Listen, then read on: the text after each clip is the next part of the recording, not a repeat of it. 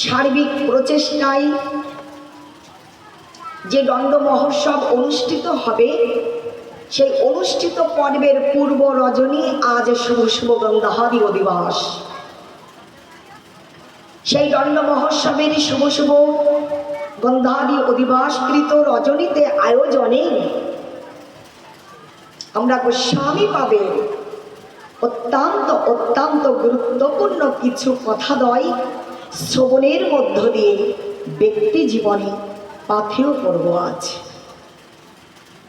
লক্ষ্য করে দেখুন যে গোস্বামী চরিত কথা, অমীয় কথা, পূত পবিত্র পাবন তিথিতে আমরা একই আস্বাদিত আয়োজনে সমবেত উপনীত উপবিষ্ট হয়েছি, শ্রবণ মানুষে ব্রতী হয়েছি। সেই গোস্বামী পাদকে কেনা চিনি, কেনা জানি গোস্বামী পাদের সম্বন্ধে সম্পর্কে সকলেই অবগত রয়েছে আমরা। তথাপিও আমাদের পাঠা প্রাসঙ্গিকতার আলোকে গোস্বামী পাদের গীতকথা বর্ণনা প্রসঙ্গে আজ আমাদের শ্রী শ্রী চৈতন্য দর্শনে জানিয়ে দিচ্ছেন আমাদের আদি সপ্তগ্রাম। এই আদি সপ্তগ্রামে নিত্য বসবাসে রত ছিলেন ভক্তপ্রবর শ্রী গোবর্ধন দাস এবং শ্রী হিরণ্য দাস।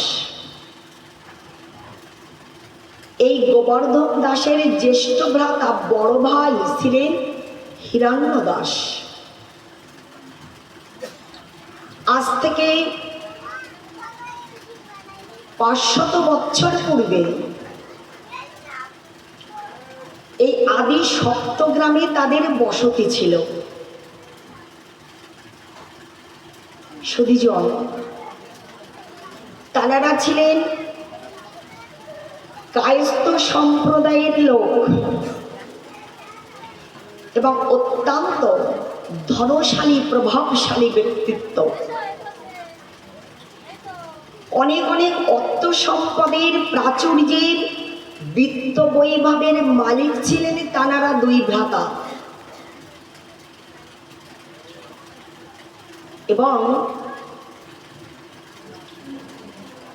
জমিদার মহাশয় কর্তৃক তাদের উপাধি প্রদান করা হয়েছিল মজুমদার। এই গোবর্ধন মজুমদার এবং হিরণ্য মজুমদারের দুই ভ্রাতার একটি সন্তান বললেও ভুল হয় না। কথাটা বলছি এই জন্য যে শ্রী হিরণ্য দাসের কোনো পুত্র সন্তান বা কোনো সন্তানাদি ছিল না, তিনি ছিলেন অপুত্রক। এবং গোবর্ধন দাসের একটিমাত্র পুত্র, যার চরিত কথা আজ আমরা শ্রবণ মানুষে ব্রতী হয়েছি, তিনি হচ্ছেন ভক্তপ্রবর রঘুনাথ দাস মহাশয়। বলুন ভক্তপ্রবর রঘুনাথ দাস কি। এই গোবর্ধন দাসের একটিমাত্র পুত্র সন্তান ছিল, যার নামটা হচ্ছে রঘুনাথ দাস গোস্বামী পাদ। বিপুল ঐশ্বর্যের মালিক হওয়া সত্ত্বেও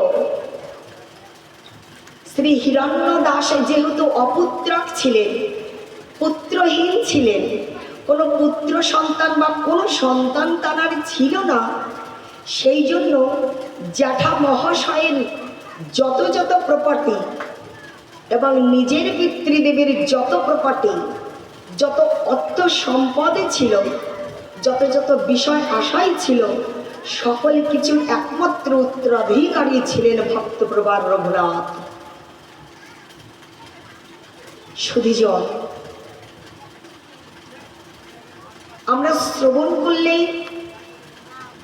রোমাঞ্চিত হয়ে যাব, শিহরণে জাগবে আমাদের হৃদয়ে অন্তরে চিত্তে, পুলকে জাগবে আমাদের, পুলকিত হব এই কথা, এই বার্তা শ্রবণে যে আজ থেকে বিগত 5000 বছর আগে এই দুই ভাতৃদ্বয়ের একমাত্র উত্তরাধিকারী যে ভক্তপ্রবর রঘুনাথ দাস গোস্বামী পাদ, তাঁর পিতৃদেবের বাৎসরিক আয় ছিল তখনকার সময় 20 লক্ষ মুদ্রা। সেই সময়কার 20 লক্ষ টাকা, 20 লক্ষ মুদ্রা বাৎসরিক আয় ছিল। এতটা ধনাঢ্য পরিবারের সন্তান ছিলেন রঘুনাথ। রাজকীয়ভাবে রাজাহালে তিনি বড় হয়েছেন। ধীরে ধীরে যখন শিশুকালে, শৈশবকালে পেরিয়ে কৈশোরকালে পদার্পণ করেছেন, লক্ষ্য করে দেখুন, আমরা সকলেই নামাচার্য ব্রহ্ম হরিদাস ঠাকুরের কথা শ্রবণ করেছি। তাঁদের কুলপুরোহিত ছিলেন বলরাম আচার্য।